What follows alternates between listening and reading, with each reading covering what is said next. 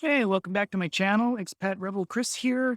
And today was a great day in that the solar is now working. Yeah, our house is now running off of solar. Let me show you real quick. We stuck it in here in the bodega. They actually had to do a lot of tweaking on the system today. Here's it's got power and it's operational. That we're getting power from the electricity company, but we don't have the biodirectional meter in place yet. So either we are using solar panels or the battery. This is the battery.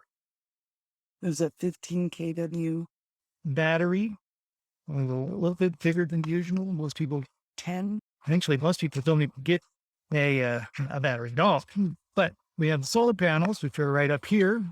We have 8 solar panels determined based on our lifestyle. That's how many we need it. So it's great. And yeah, the power went out over a dozen times as they were testing things and getting it to work and everything. But finally got it to work. We're going to have a CFE is going to come out and put a bidirectional meter on it. So we can basically sell electricity back to them. You don't actually pay any money. It's more of a net thing. And we'll see based on our usage how that works. There's an app, which I haven't installed yet. So I'm going to stick on my iPad that look at and learn what our usage is, how much we're generating. It depends how many panels you got, where they're located. We chose this area here because it had less trees around it. And the top of the house doesn't have a lot of room. There's actually a little plop up there that you can't see and a water tank. I haven't been there up there myself, but I've seen pictures. There's not a lot of room. So they say, let's see, here it's dead. But great day. It's really nice to have solar. I've been wanting solar since I was a kid, like the late 70s, actually. When I first saw it at an Alaskan, I grew up in Alaska, an Alaskan solar fair, and these incredibly expensive systems that they had back then that were inefficient. And now they're still a little pricey, but it's come down a lot. And also being in Mexico, there's no incentives, there's no sales or whatnot. All this equipment is imported. Mexican government taxes a lot out of it. I caught myself.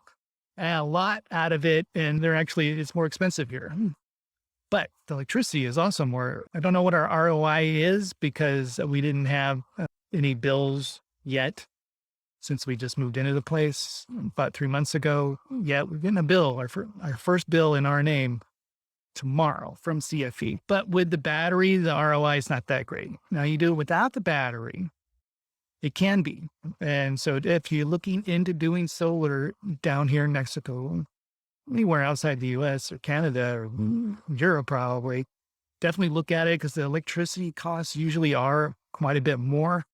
And even though the solar systems may cost more than the US, it's still worth doing.